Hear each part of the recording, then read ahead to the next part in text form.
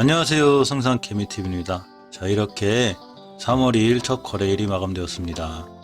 간단하게 시황을 보면, 자, 간만에 기관 외에는 매수세가 있었고요. 오늘 약간의 반등이 있었습니다. 그동안 떨어진 거에 비하면 아주 약하지만 그래도 약간의 반등이 있었고요.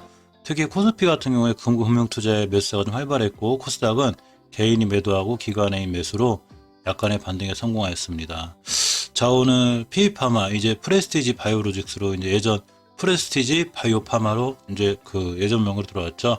오늘 프레스티지 바이오파마하고 바이넥스에 관해서 이렇게 한번 살펴보는 시간 갖도록 하겠습니다.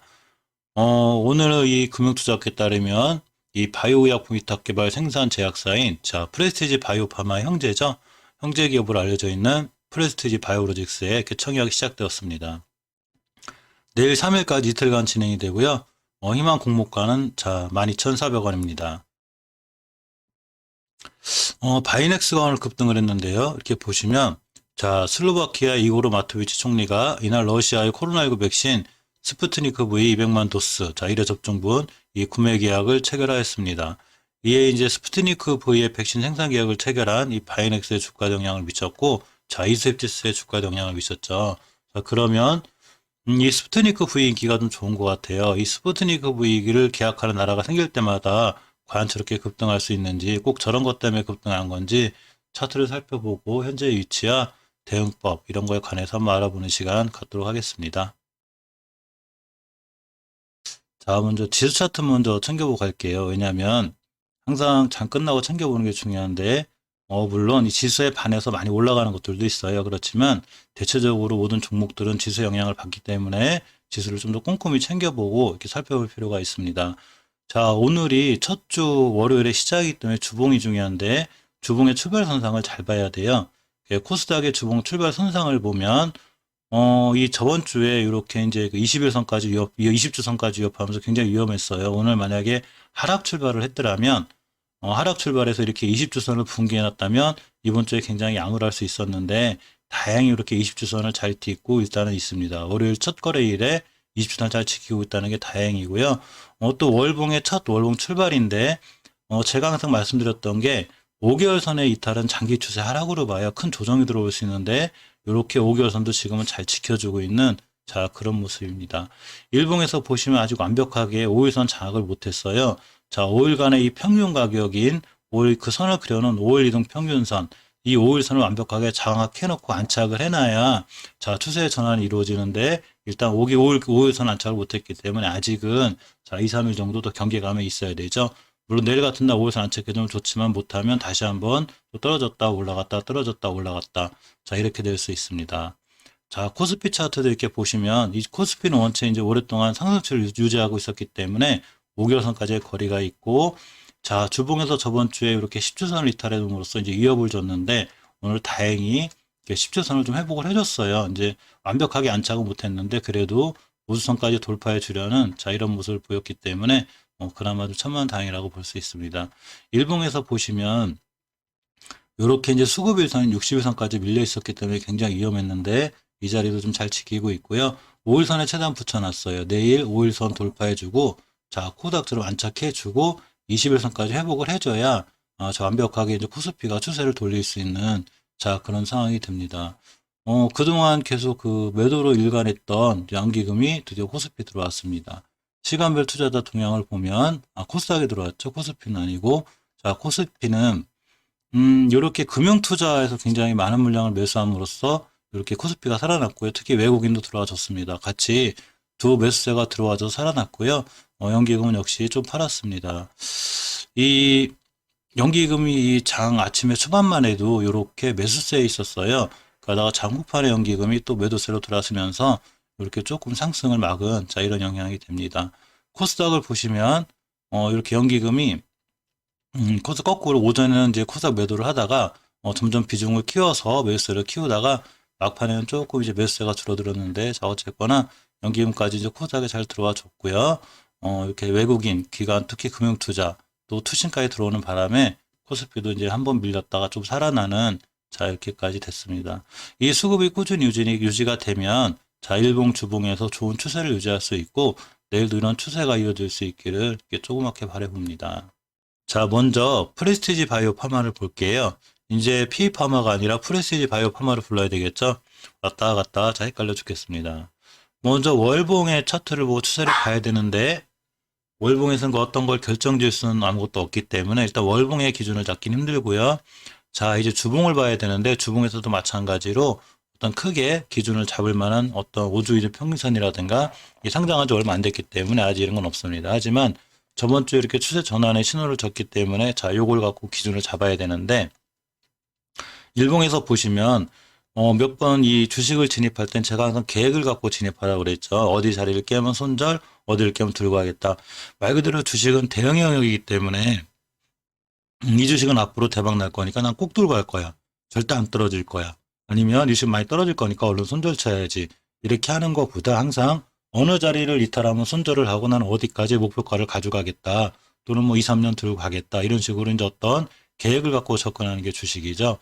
자, 프레시 바이오 파마는 제가 몇 번 계속 영상에서 찍었듯이 5일선을 돌파했으면 안착하는 자리가 필요해요. 5일선을 이쁘게 안착해주고 잘 돌아 나가주면 이 추세를 계속 유지할 수 있다고 그랬는데 이렇게 이제 오늘 같은 경우 종가의 5일선 살짝 이탈했어요. 자, 하지만 이 이탈할 때도 몇 번 이제 그 거래량이 중요한데 거래량과 거래대금이 크게 실리면서 쭉 밀려버리면 위험하죠. 자, 그렇지만 이렇게 보시면 5일선에 관한 변곡점이 하나가 있어요. 이 자리가 얼마냐면 2월 26일 날 형성된 저가인 36,350원. 자, 이 자리는 그 5일 동안 형성된 평균 가격, 이걸 선으로 그려놓은 게 5일 동 평균선이죠. 이 선이 하락을 하면서 이렇게 자, 2월 17일 날 상같이 뿔뚝 이렇게 솟았죠. 자, 이 자리는 중요한 저항선이 돼요. 저항선이 되고 이 주식이 첫 번째로 올라갔다 맞고 떨어지면 이 자리가 될 확률이 높고 두 번째로 지지선이 하나 생겼는데 바로 이렇게 2월 4일 날 턴을 했죠. 2월 4일 날 턴을 했기 때문에 누군가 턴을 했다고 보면 자, 이 자리는 중요한 지지선이 되는데 자, 이렇게가 됩니다. 따라서 이 친구는 이 자리 밑으로 내려오지 않는 게 중요한데 가격으로 보면 36,460원 거의 다 왔죠. 오늘 사실 5일선 깰 때가 상당히 위험해서 자, 5일선 기준으로 난 손절할 거야 하시는 분들은 5일선 근처 매수했다 일단 손절하고 내일 대응하는 게 낫겠죠. 물론 내일 이랬다가 갑자기 갭 뛰어서 상한가 날아가면 이걸 아까워하시는 분들도 있죠. 아, 괜히 팔았네. 그냥 들고서 상한가 이렇게 될 수도 있는데 오히려 급락을 하면 아, 잘 팔았네. 이렇게 되는 거죠. 그러니까 주식은 정답이 없는 거죠. 딱히 모든 게 정답이 정해져 있다면 그대로만 하면 떼돈 버니까 그렇게 하시면 되는데 사실 주식은 절대 그렇지 않죠. 대형 영역이죠. 이 주식을 어떻게 계획을 잡고 어떻게 들어갈 것인가. 따라서 일단 아직은 이탈하지 않았기 때문에 내일 이 자리 밑으로 떨어지지만 않으면 자, 이름이 기니까 힘드네요. 프레시 바이오 파마는 얼마든지 다시 돌아갈 수 있습니다. 돌아나갈 수 있고 만약에 내일 하락을 해서 쭉 밀리면 2월 23일 잘 지켜주던 이 꼬리가 바로 요 갭을 메꾼 거죠. 사실 참 신기한 거긴 한 건데 이 갭이 생기면 이 갭을 메꾸는 현상이 다 있어요. 그래서 이렇게 꼬리가 갭을 메꾸고 돌아 나갔기 때문에 이 저점을 마지막 마지노선이죠. 이 자리를 절대 이탈하면 안 돼요. 만약에 이 자리까지 와서 돌아 나간다면 바이오파마는 자, 이렇게 잘 돌아 나가면 여기가 떨어졌다. 2바닥 돌아 나가고 3바닥 이렇게 다중바닥을 형성하면서 박스권에 갇힐 확률이 있어요. 자, 이렇게가 되죠. 이렇게 그래도 이렇게 박스권에 있는 건 다행이죠. 박스권에서 왔다 갔다 하다가 이 박스권을 돌파해주면 강력한 슈팅이 나오게 되고 이 박스권 하단을 이탈하게 되면 자, 추가로 하락할 수 있습니다. 이 프레스티지 바이오로직스 형제회사가 이제 청약을 시작했는데 아직 제가 정확한 청약 결과에 대해서는 확인을 못했어요. 영상을 좀 일찍 찍다 보니까 이 청약 흥행에 관해서도 약간 영향을 미칠 수 있지 않을까 싶어요. 이제 내일 다 나와봐야 알지만 청약에 대한 그 흥행이 실패하면 조금 더 프레티 바이오파마 영향을 받을 수 있고 그 영향을 받았을 때 아무리 그 영향을 받는다 해도 이렇게 깨야 되지 않을 자리는 절대 깨야 되지 않아야 되고요. 또 뚫어줘야 될 자리는 뚫어줘야 돼요. 이 친구가 뚫어줘야 될 첫 번째 자리가 바로 이렇게 11선이죠. 자, 5일선만 생긴 게 아니라 이제 10일이 넘었기 때문에 10일간의 이 평균 가격을 선으로 그려놓은 10일 이동평균선이 생겼어요. 결국은 오늘 돌파했다 안착을 못한 거죠. 이 친구가 이제 두 번째로 도전할 자리는 11선이 되고 11선 돌파 안착해줘야 비로소 다시 한번 큰 상승을 할 수 있죠. 추후에 만약에 밀려도 아까 말씀드린 2월 23일에 저가 이 자리는 절대 이탈하면 안 되고요. 또 이 자리를 이탈하지 않고 잘 돌아 나갈 때 비로소 다중바닥, 완바닥, 투바닥 이런 식으로 다중바닥을 형성하면서 박스권에 있으면 돌파할 때가 가장 좋은 타이밍이 되고요. 깨지 않고 돌아 나갈 때도 역시 저가 매수의 기회가 돼요. 하지만 이 자리를 이탈하면 자 크게 무너질 수 있다는 거 이걸 명심하시면 되고요. 첫 번째로 아마 꼬리 달고 떨어질 자리는 2월 17일 형성된 이 변곡점 자리가 아닐까 싶어요. 모든 주식이 그렇진 않지만 대체적으로 이렇게 되는 경우가 많기 때문에 이 자리만까지만 가도 48,000원대이기 때문에 거의 상한가 근처이기 때문에 자, 이 자리에 대한 약간 경계심을 갖는 게 좋고요. 여기서 여기까지 왔다 갔다 할 수도 있어요. 이 모든 주식은 다 예상을 하고 사죠.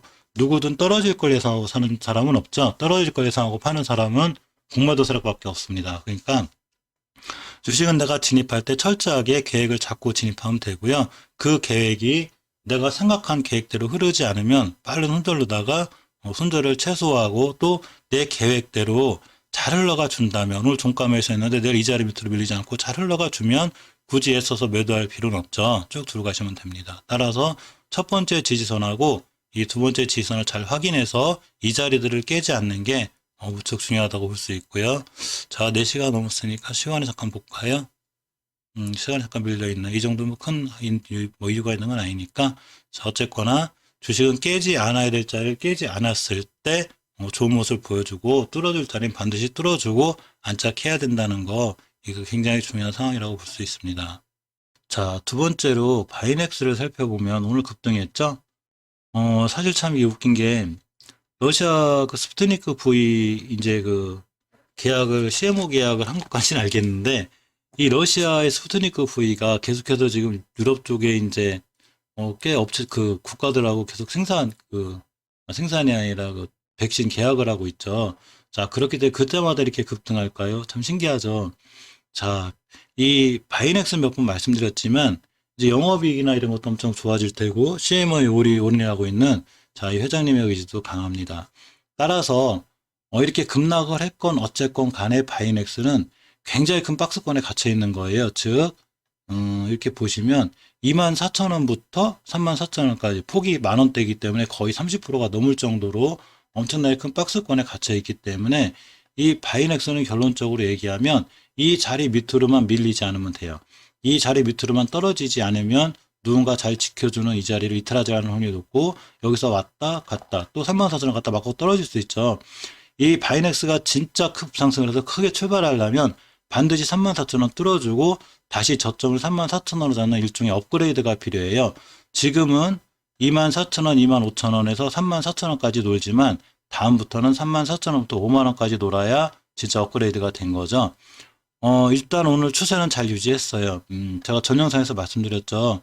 이 5개월 선을 최초 이탈하면 굉장히 위험한데 이건 역사가 말해줘요.